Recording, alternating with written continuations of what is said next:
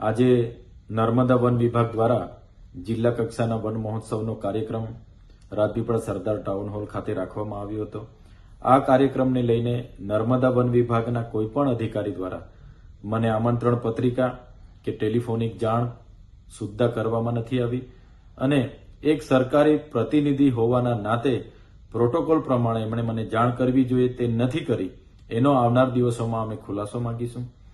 બીજું, મનસુખભાઈ વસાવાએ નામજોગ આક્ષેપો કર્યા છે કે ચૈતર વસાવા ધારાસભ્ય હોય અને જંગલો કપાવી રહ્યા છે, ત્યારે મનસુખભાઈ વસાવા ડેડિયાપાડા અને સાગબારામાં આવીને જોઈ નર્મદા જિલ્લામાં જો સૌથી વધારે જંગલો હોય તો એ અમારા ડેડિયાપાડા અને સાગબારા વિસ્તારમાં છે. આજે પણ અમારા આદિવાસી સમાજ જંગલ સાથેનો નાતો છે. આજે પણ ડેડિયાપાડાના 46 ગામો અને સાગબારાના પણ ગામો આજે જંગલના ગામો તરીકે ઓળખાય છે અને જંગલમાં વસવાટ કરે છે.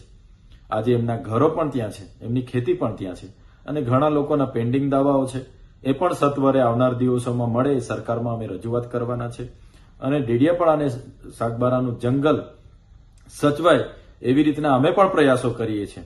મનસુખભાઈ વસાવા, મેં જ્યાં મારું ઘર છે એ ઘર જંગલની જમીન પર અમે બનાવી છે એવા પણ આક્ષેપો કર્યા છે. ત્યારે મનસુખભાઈ વસાવાને હું વિનંતી કરું છું એ જાતે જ આવે અને એની ટેપ પટ્ટીથી જંગલની જમીન ક્યાં છે અને મારું ઘર ક્યાં છે તે માપી લે એવી એમને પણ હું વિનંતી કરું છું. મનસુખભાઈ અવારનવાર આવા નિવેદનો કરવાની એમની ટેવ છે. ચૈતરભાઈનું નામ લીધા વગર એમની રાજનીતિ ચાલવાની નથી.